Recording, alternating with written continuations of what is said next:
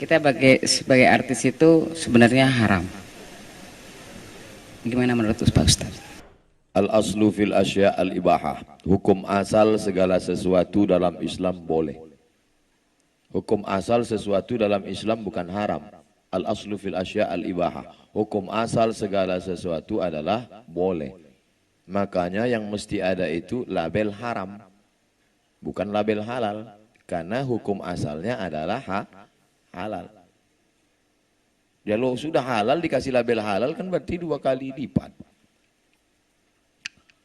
Di mana letaknya haram? Maka kalau ada orang mengharam ditanya, kenapa Ustadz ada orang mengatakan artis itu haram? Yang pertama, karena membuka aurat.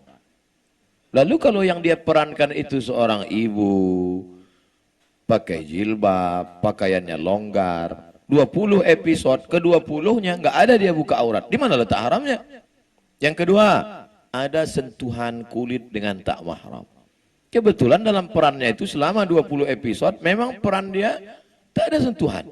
Orang ibu di Pantai Jompo tak ada bersentuhan dengan orang. Jadi harus dilihat di mana letak haramnya.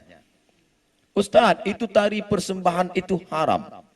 Ada tari persembahan menyambut bupati, menyambut gubernur, kan disambut dengan tari persembahan. Saya tanya letak haramnya di mana? Karena digunakan kata sembah. Oke, kalau gitu nggak usah kita buat tari sembah. Namanya apa? Tari welcome. Menyambut selamat datang. Tetap haram juga Pak Ustadz. Kenapa? Karena yang menari itu anak gadis. Oke, kalau gitu jangan anak gadis. Kita latih anak TK. Anak TK nari kan lucu. Maka bupati, gubernur ketika melihat anak TK, ingat dia anak di rumah. Tapi kalau anak gadis, lupa dia bini di rumah. Maka kalau melihat sesuatu itu dilihat di mana letak haramnya. Salah satu sampel yang saya beri adalah haram karena membuka aurat, haram karena berapa banyak orang mengirim saya film-film pendek 5 menit yang tidak ada unsur haramnya tapi menyentuh hati. Yang paling saya ingat adalah ketika seorang gila tidur di depan ruko, dia usir, dia ini. Tapi ternyata orang itulah yang menyelamatkan dari pencuri. Tidak ada unsur haram di situ. Kenapa kita tidak pernah berpikir membuat film-film kemanusiaan tanpa mempertontonkan aurat, tanpa melanggar ajaran agama? Kenapa tidak buat film pendek yang menyentuh? Satu lagi film dari Cina, itu Thailand, yang film Cina pernah. Seorang direktur perempuan numpang di mobil karyawannya, mobil biasa. Akhirnya di tengah jalan, preman-preman orang kaya ngamuk. Disangka ini perempuan biasa, dia telepon, rupanya dia atasan, datang helikopter, akhirnya ketakutan. Enggak ada tuh buka aurat. Padahal bukan negara Islam. Kenapa kita tidak pernah berkarya dengan karya tanpa merusak ajaran agama kita, tapi yang kita sentuh adalah hati orang. Mudah-mudahan dengan ibu-ibu artis, kawan sahabat artis, berhijrah, tahajud, beribadah, Allah berikan ilham. Kita menyebutnya ilham, tapi kita menyebutnya good idea. Tiba-tiba muncul ide-ide kreatif untuk membuat penulis cerita, untuk membuat, sehingga nanti akan keluarlah film-film pendek, mungkin tidak difilmkan di bioskop, tapi justru viewernya lebih banyak daripada bioskop, berjuta-juta. Film agama Ustadz sekarang paling tinggi ditonton 800.000 orang. Film agama paling tinggi 800, Dilan 6 juta. Tidak ada agama. Tapi film-film pendek coba lihat, ditonton berapa? Sekian juta, sekian juta. Artinya apa? Tidak ditonton di bioskop, no problem. Tapi ditonton orang di YouTube, di FB, di Instagram. Buat video-video pendek yang lebih menyentuh. Insya Allah, saya berharap penulis-penulis, artis-artis tetap berkarya. Hijrah tidak membuat berhenti dari berkarya. Berkaryanya sebelum hijrah filmnya buat na'udzubillah dosa, setelah berhijrah justru filmnya mengingatkan orang pada kebaikan-kebaikan insyaallah. Amin. Assalamualaikum warahmatullahi wabarakatuh Pak Ustadz dan semuanya. Waktu zaman jahiliyah lah istilahnya ya, kita kan belum berhijab gitu. Terus kita ada diri kita di YouTube dengan sepertinya dosa jariah gitu. Bagaimana ya Ustadz untuk mengantisipasi dosa-dosa itu agar tidak terus-terusan, sedangkan kita minta ke YouTube juga nggak bisa gitu kan, untuk ditutup dan sebagainya. Itu satu. Keduanya ada yang bilang bahwa belum yakin, orang-orang itu bilang bahwa maulid itu adalah bid'ah gitu. Terus kemudian saya kebetulan memang punya grup sholawat gitu ya Pak Ustadz ya. tapi pakai musik gitu, belum pakai hadroh. Itu hukumnya bagaimana? Begitu. Assalamualaikum warahmatullahi wabarakatuh. Tangan ini dulu membunuh orang paling mulia. Yang bicara namanya laki-laki berkulit hitam Wahsy. Wahsy budak hamba sahaya yang dijanjikan dapat duit merdeka kalau bisa membunuh Hamzah. Maka dia bunuh Hamzah. Kata Wahsy, tangan ini dulu waktu jahiliyah sangat hina karena membunuh orang paling mulia Sayyidus Syuhada perang Uhud tahun ketiga.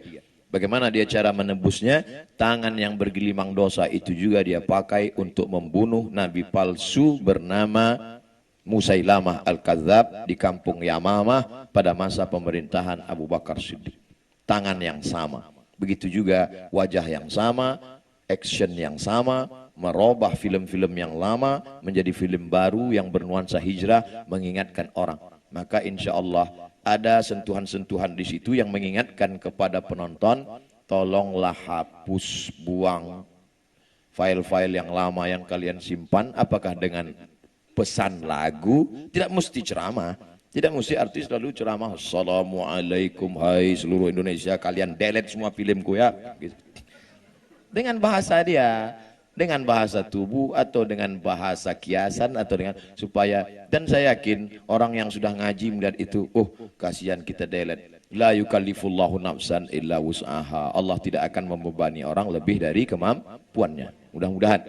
Illa man taba, siapa yang taubat, wa amana, beriman dengan iman yang benar, wa amila amalan salihah, beramal soleh. Kalau tiga ini dia lakukan, ulaika, mereka itu yubaddilullahu sayyiatihim hasanat. Semua perbuatan dosa mereka dulu bukan diampuni Allah, diganti Allah dengan pahala-pahala kebaikan. Mudah-mudahan ibu bapak termasuk yang diganti dengan pahala kebaikan. Dua, masalah maulid itu bid'ah. Yang jawab bukan Abdul Somad, Al-Hafiz Ibnu Hajar Al-Asqalani. Kalau disebut Al-Hafiz berarti hafalan hadisnya 300.000 hadis.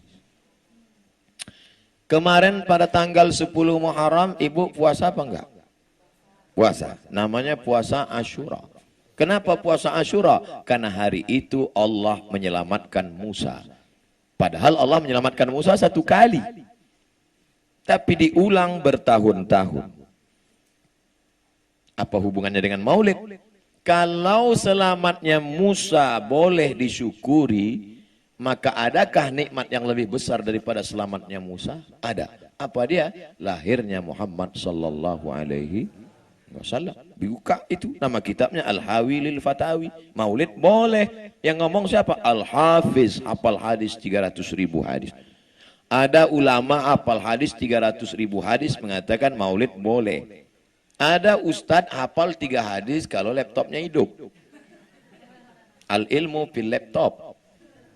Tiba-tiba membid'ahkan maulid. Saya enggak maksa ibu bapak ikut saya, tapi saya cuman mau ngasih tahu saya ikut Al-Hafiz Ibnu Hajar Al-Asqalani. Bapak ibu mau ikut ustadz laptop 3 hadis terserah.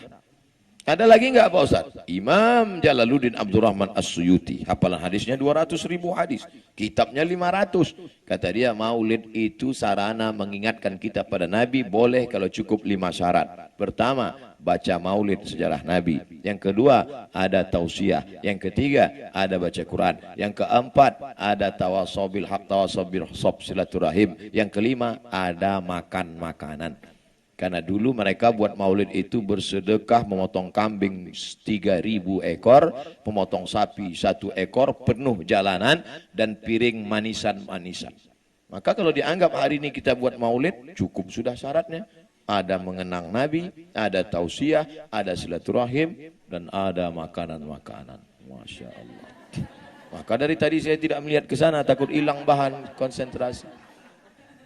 3. Tentang masalah musik. Buka nama kitabnya Fiqhul Musiqa wal Aghani, fikih musik. Nama penulisnya Syekh Yusuf Al-Qaradawi.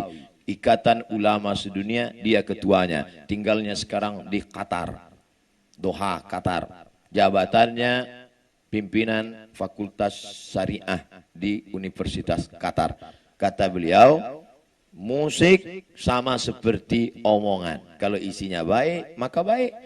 Tapi kalau isinya tidak baik, maka tak baik.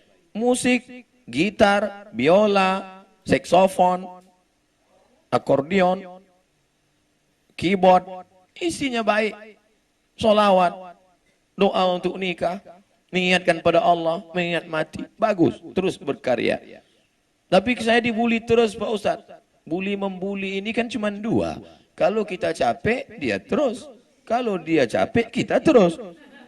Maka kita terus, jangan berhenti. Gitu aja kok capek. Wallahu a'lam bishawab.